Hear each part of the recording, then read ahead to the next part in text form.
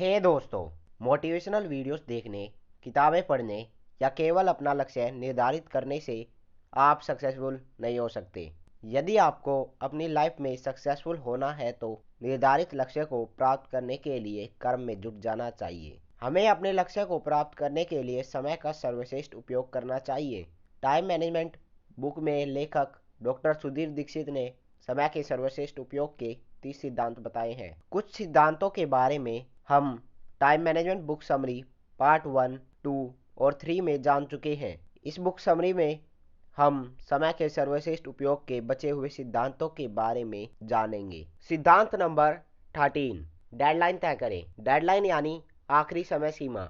आपने यह महसूस किया होगा कि जब किसी काम की समय सीमा तय कर दी जाती है तो आपकी हर इंद्री सक्रिय हो जाती है, आपका आलस दूर भाग जाता है और आप पूरे समय ध्यान से काम करने में जुट जाते हैं। आप यह जानते हैं कि काम सही समय पर नहीं निपटा तो आफत हो जाएगी। इसलिए आप सुबह जल्दी उठते हैं, एकाग्रता से काम करते हैं, कम सोते हैं, कम समय बर्बाद करते हैं और आखिरकार आप उस काम को पूरा कर देते हैं।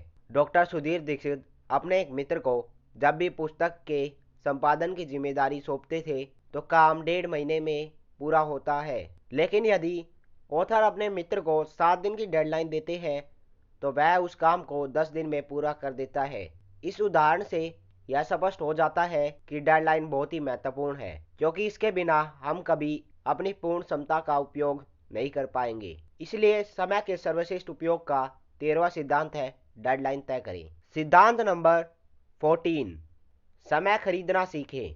आपके लिए कौन सी चीज ज्यादा महत्वपूर्ण है, समय या धन? यह आपके समय की कीमत पर निर्धारित करता है।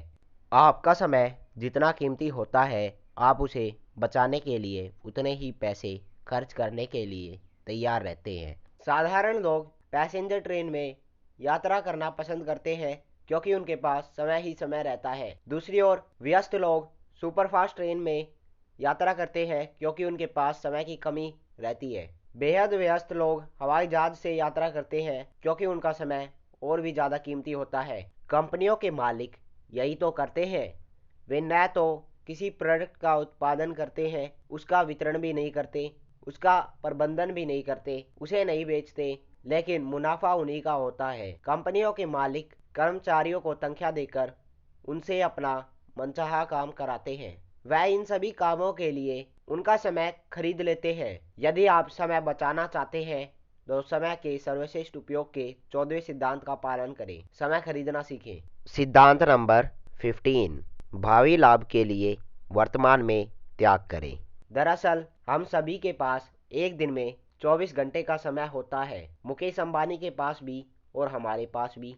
अब अहम सवाल यह है कि हम अपने समय में क्या करने का विकल्प चुनते हैं। हम वर्तमान में क्षणिक लाभ का आनंद लेना चाहते हैं या भावी सफलता का? यह इस बात पर निर्भर करता है कि हम आज अपने समय का कैसा उपयोग करते हैं। यदि कोई बच्चा खेलने और टीवी देखने के अपने समय खराब कर रहा है तो वह परीक्षा में अव्वल कभी नहीं आ सकता। वही जिस बच्चे के लिए कक्षा में अव्वल आना महत्वपूर्ण है, वह हर दिन कम से कम 10 घंटे पढ़ता है।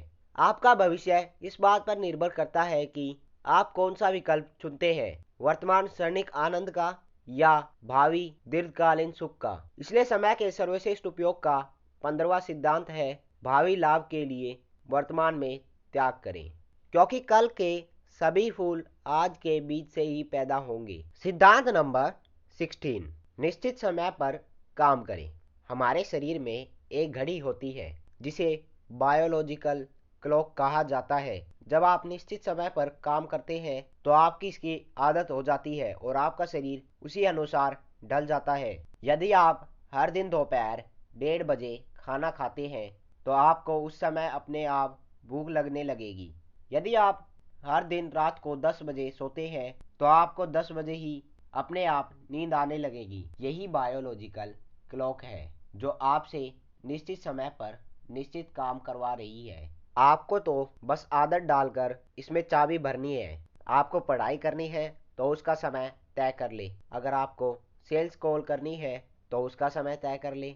हर महत्वपूर्ण काम का निश्चित समय तय करने से आप शारीरिक और मानसिक रूप से उस काम के लिए पूरी तरह तैयार रहते हैं। इसलिए समय के सर्वश्रेष्ठ उपयोग का 16वां सिद्धांत है, निश्चित समय पर काम करें। सिद्धांत नंबर 17, समय की बर्बादी के गुरुत्वाकर्षण नियम को जानें। जैसे ही आप कोई महत्वपूर्ण काम शुरू करते हैं, वैसे ही बाधाएं सक्रिय हो जाती है और आपको नीचे धकेलने लगती है। दूसरे लोग आपके काम में बाधा डालते हैं।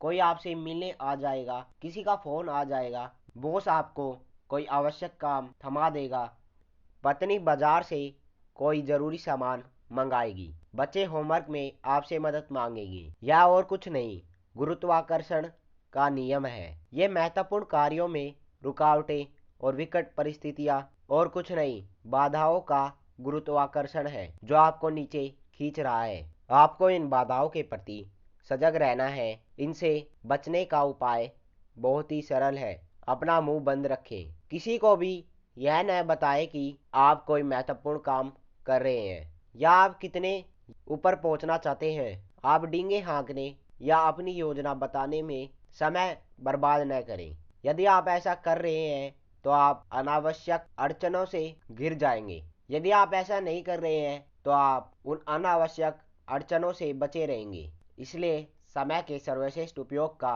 17वां सिद्धांत है, समय की बर्बादी के गुरुत्वाकर्षण नियम को जानें। सिद्धांत नंबर 18, न्यूटन के गति के पहले नियम का लाभ लें। न्यूटन का गति का पहला नियम कहता है कि जो चीज जिस अवस्था में है उसी में बनी रहती है जब तक कि उस पर कोई बाहरी बल का प्रयोग न किया जाए। यह नियम वस्तुओं पर ही नहीं, व्यक्तियों पर भी लागू होता है। आप जिस अवस्था में हैं उसी में रहेंगे जब तक कि बाहरी बल का उपयोग न हो। यह बाहरी बल आता है दूसरों के दबाव से या फिर आपके अनुशासन और आपकी प्रेरणा से। आप अपने आर्थिक लक्ष्य बनाकर अपने आप को अनुशासित और प्रेरित रख सकते हैं।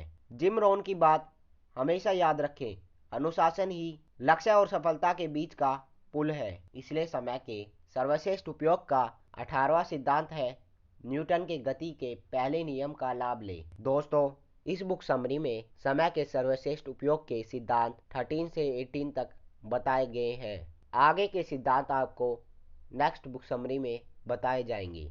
दोस्तों, और भी नॉलेजेबल बुक समरी सुनने के लिए हमारे चैनल लाइफ मोटिवेशन रीडर को लाइक और सब्सक्राइब करें। Thank you.